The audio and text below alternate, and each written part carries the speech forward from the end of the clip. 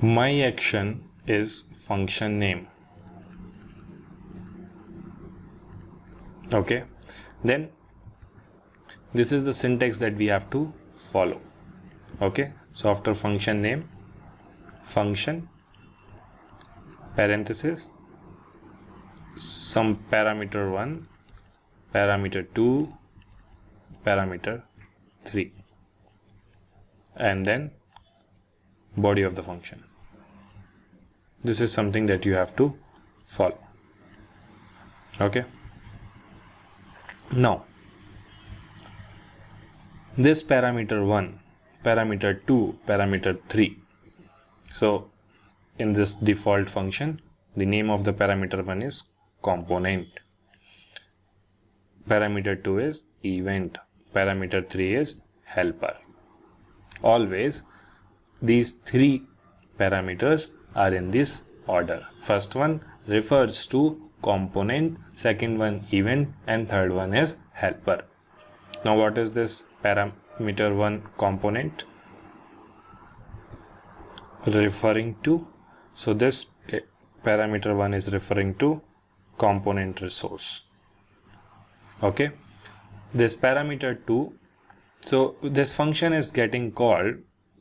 Okay, if this function is getting called on click of some button, then that on click is the event, correct? So parameter 2 basically represent that event, refer that event. And this parameter 3 refers to helper resource in the bundle. Okay, very simple. Parameter 1 always refers to component in the bundle, parameter 2 always refers to event, parameter 3 always refers to helper. If I have any function where parameter 3 is not defined, if parameter 3 is not there, that means I am not referring to helper resource at all in that function. Okay, if parameter 2 is also not defined, that means I am referring to only component within that function and nothing else. Okay, so we are clear with this. Let's modify this function, given function. Let's modify this given function as per our need. I want this function to be called when user clicks on submit button. Okay, and I want to save this information somewhere. We are not talking about that, how to save the information.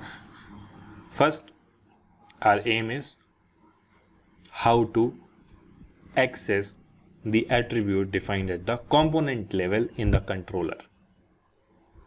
Okay, this function is getting called, and in this function I have to access the value of the attribute ABC that we have defined in the component. See,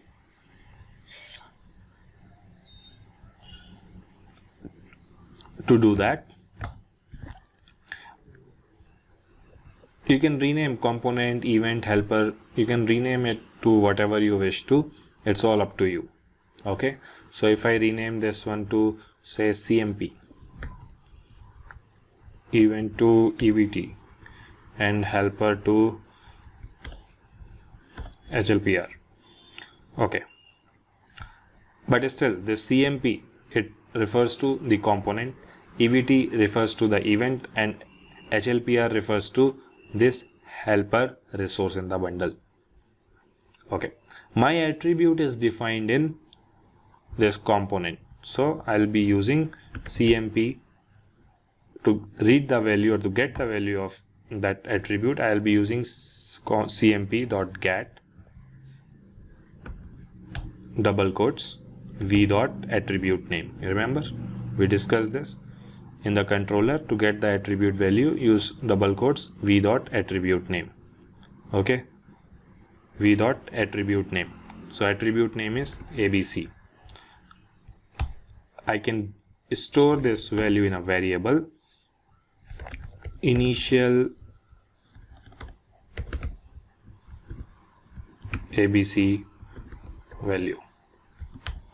Okay, Now, if this value, initial ABC value, if this value is true, if this value is equals to true,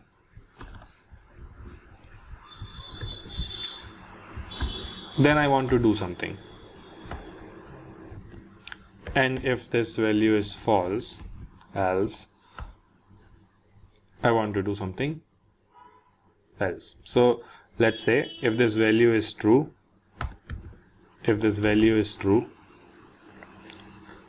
I want to show an alert message, value is true. And if this value is false, I want to show an alert message, value is false. Okay,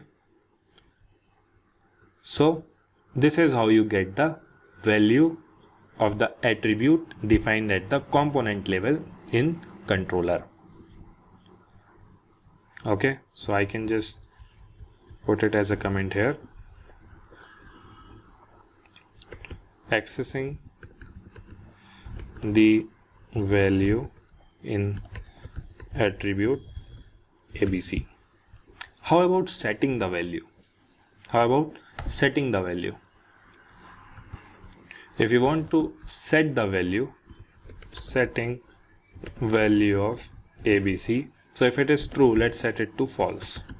Setting value of ABC to false. And if it is false, let's set it to true. So now we are going to learn how we can set the value of an attribute in the controller, and this attribute is defined at component. To do that, we know CMP, it refers to attribute in the component. So CMP, use CMP.set,